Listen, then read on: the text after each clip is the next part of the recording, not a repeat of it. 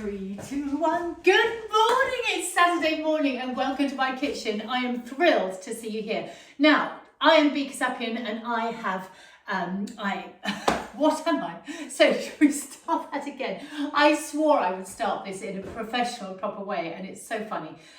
You'd think I knew what I do, wouldn't you? Anyway, should we start again? So I'm Be Kassapian and I am a professional chef, cookery teacher and demonstrator, and I've been doing that for over 30 years. And in my world now, I have an online cookery school where I'm particularly passionate about teaching teenagers to cook for their Duke of Edinburgh skills or their DOE skills. And I have, for women particularly, I have my Be in the Kitchen 3-month reset, which is working with you on a one-to-one basis and really helping you achieve a life that you love with energy and vitality. So, but here today is my favourite Saturday spot, my Paleo Keto Party kitchen, where we get little snippets of what I do and little hacks to keep you on the straight and narrow, ideas that I hope you'll find super easy and want to have a go at yourself. And this morning, well, I mean, good, the sun is shining, it's wonderful. And today is all about offal. Dare I say it, don't switch me off straight away. We're going to do chicken livers. I'm going to make the most amazing chicken liver parfait and talk to you about why I think that's important so that you love it. So let's start off with these chicken livers. So I got these chicken livers from my lovely, lovely local butcher. I particularly like to keep an eye out on the organic chicken livers that you can get in supermarkets.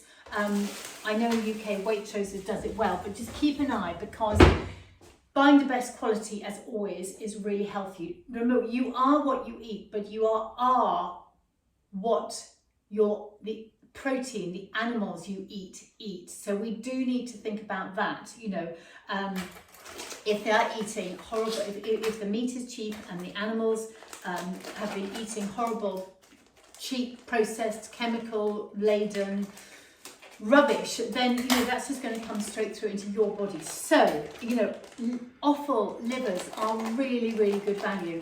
And I think one of the things that is important to note is that the nutrient density in offal, so we're talking kidneys, liver, hearts, that kind of thing, is about 5 times as dense as just an ordinary piece of meat.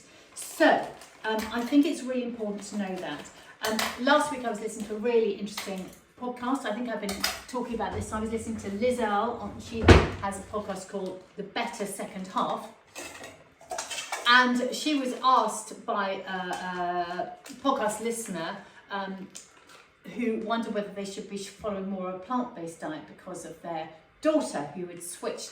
And she was quite forthright. She said, you probably will not like what I'm going to say. And she basically said, don't. Now, there's lots of reasons around that, and some bodies are going to be better with a plant-based diet.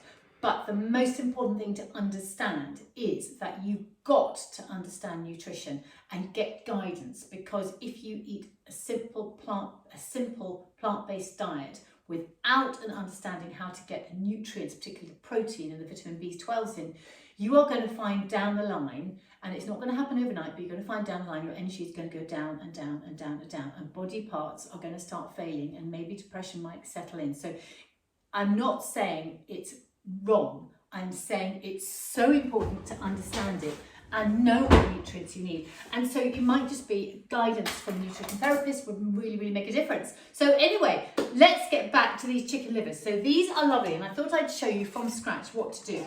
So I've just emptied them out, and I'm going to just go to the sink and rinse them under some cold water.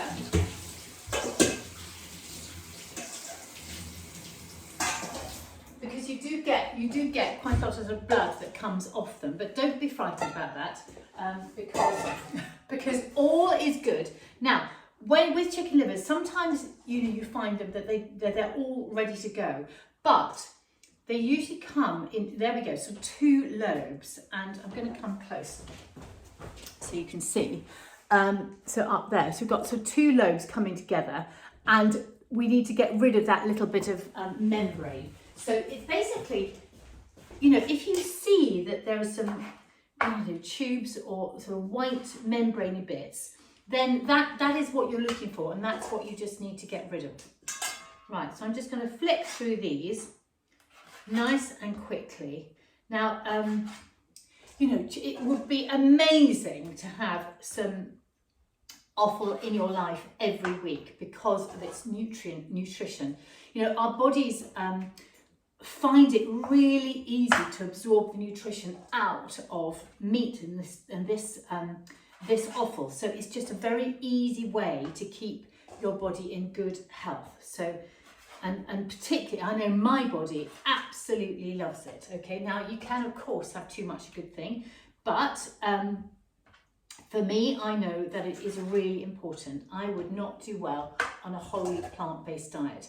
And in the Paleo Keto world, well, hence the Paleo Keto world, that is what we do. Right, there we go. So I've got all those pieces of chicken liver and I have removed pretty much all the membrane, and I'm not going to get too upset if I miss the odd bit because life is too short. Right, now, how are you about washing up as you go along? You know, I'm a very strong advocate of just managing the washing up as you cook. And I don't worry ever about drying up because that sorts itself out.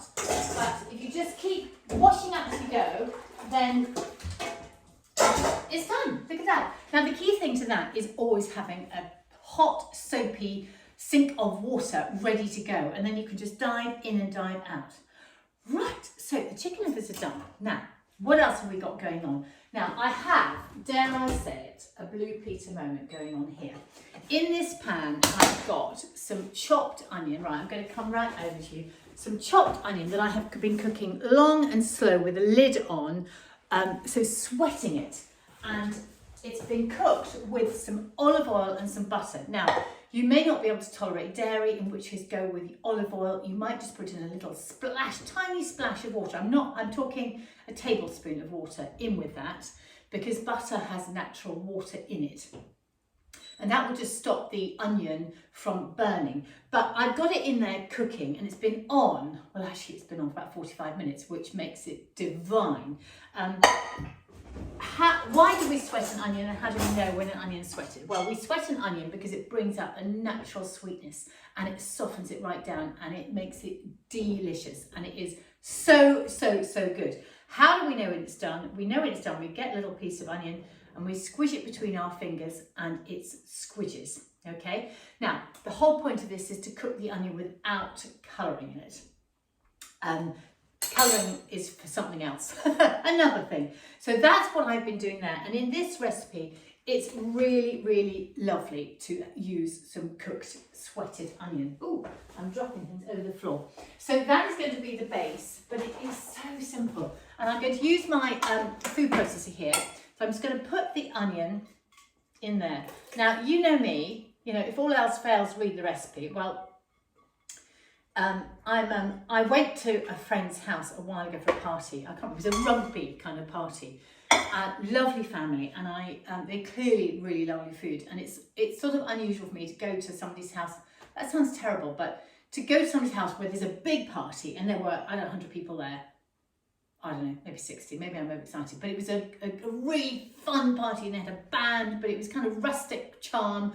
Fire log burner going out in the garden, and the kitchen was just stuffed full of lovely things on a buffet table and a really nice thing. And I came across this amazing bowl of this kind of chicken liver, kind of what I'm calling parfait, and what I'm making for you now. And the difference was it had smoked streaky bacon on the top. Anyway, I took a spoon of it and I went, this is to die for. And so this is a recreation of that. And for me, it was such a surprising thing to find on a buffet table. But I spoke to the mum later. She said, well, it's a family favourite. We make it, we all love it. And I just thought, that is so great because I don't know why. I was brought up eating offal and I loved it. But I just don't serve it to my family often enough. I mean, why? I don't know. Absolutely don't know. Really bizarre, isn't it? Anyway, so good old trusty food processor is there. Let's give this a quick clean. So, I suppose the point is, if I can bring this to you, oh, there's excitement. There's excitement in the kitchen, the dogs. So, if I can bring this to you. Right,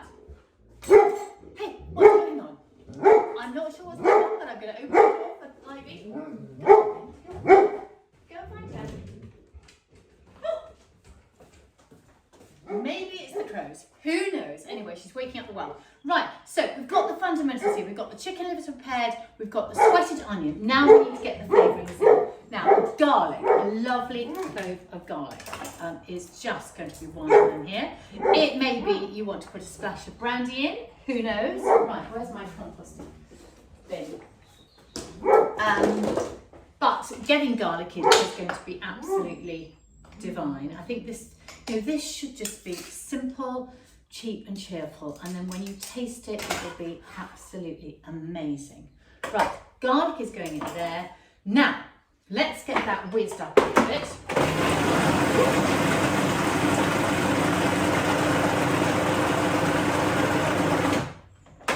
Take the lid off and get that spatula around. Okay. Now, give that a little bit more of a whiz. So just to break up the onions to make it really smooth.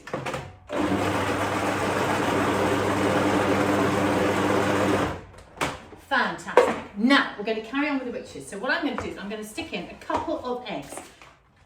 And these are just, it's more protein and creaminess, and these are going to help it set when it cooks.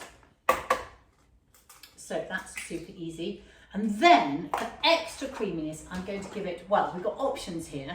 I am going to give it some delicious coconut cream. Actually, now I've got this tin out of the larder and I know the coconut cream will have set at the top, but I could also go to the, if you're unsure about how the coconut cream is going to settle, I always keep a can of coconut milk in the fridge so that the coconut cream solidifies at the top, and then I can use it for ice cream or whipped cream and things like that. But this is my absolute favourite. Thank you, King Charles. This is the Dutchy Original Waitrose Organic, and it is to die for. So I'm just going to scooping out some wonderful, luscious, rich, creaminess from the top of that tin there. Oh, that is good. That is good. And then, of course, we're going to give it some really lovely seasoning. Now, this is served cold, so you can make sure that you have maybe a bit more seasoning than you would have thought, because when you serve food cold, it does need a little bit more seasoning. Right, salt goes in there. Right, let's whiz that.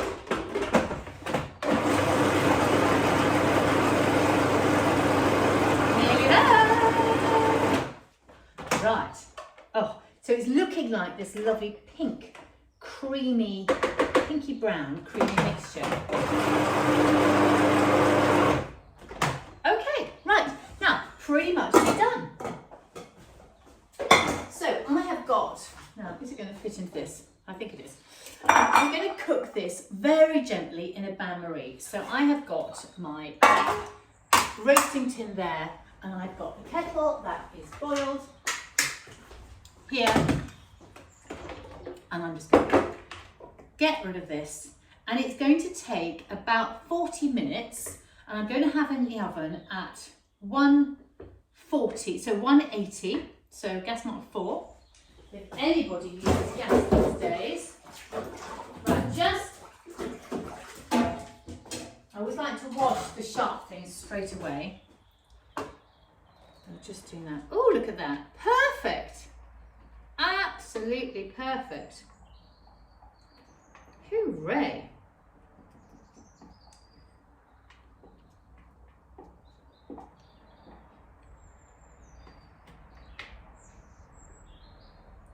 Right, now, last little finishing touch is that I'm just going to pop a bay leaf on the top. That's all a bit curly, so I think I'll just stick the bay leaf that I had in cooking the onions on the top. And then I will take this over to the oven, and then I'm going to pour in the boiling water. And then it's going to just cook in that bain-marie gently until it's just firm. So it's very wobbly at the moment, and it will form a nice kind of gentle skin on the top, and it will be firm. And then I will take it out, let it cool down, and then it will go in the fridge, and it will be ready to serve tomorrow. So it's definitely one of those make ahead things, gorgeous for a buffet table. You'll then have it all week, so you can use it as part of lunch boxes. You can use it, for me, I'd be eating this at brunch, I'd be eating this at supper. Just universally gorgeous and perfect. So that is that. Right, let me move that one over there. And then I just wanted to talk to you just about a couple of other things that came up this week. So I was with my gorgeous sister on Thursday evening, and Ros, she was talking about, she said to me that she was delighted that she was now off HRT, and I wanted to express a few feelings about that now. I was so pleased for her, and her observations were really quite scary. She said HRT did me absolutely no favours. Now Ros is really proactive. She really looks after herself, and she listens to podcasts, she listens to people, she listens to friends who are GPs, she listens, she does her best for herself. So she went on HRT because she read a book and she, listened to the best of her knowledge, she was doing the right thing. And it was a real disaster for her. So I want to just put that out there. I went on HRT for a bit and I absolutely needed it. And then I realised I am very in tune with my body. I realised I didn't need it. But it was a scary thing because once you go on HRT, as far as the GPs are concerned, you're pretty much on it for a very long time. There's no understanding of whether your body needs it or they don't have the tools. There is a tool and it's called the Dutch test, and it is expensive, but it is amazing, absolutely amazing. So just bear that in mind, that if you're unsure about HRT, about going on it, about staying on it, about how much you need, there are tools. And the world of nutrition therapists, functional nutritionists, we are in tune with it. Just go to Dr. Mindy Peltz, look at her YouTube channel and start understanding it. She is a huge advocate of the Dutch test and a few simple tools where you spend your money wisely. And I know that money is a very, evocative thing. I'm not sure that's the right word. But, we put petrol in our car. We have got to get used to putting the right petrol in our bodies. And, do we give ourselves an annual MOT? We can't drive our car without one. So, even if you're only spending that amount of money on yourself each year, that is a great step forward. Oh my goodness, that's enough of a lecture from me. That really is. Now, I have got, back to my day here, I've got my gorgeous in-laws staying this weekend. We had a wonderful meal last night.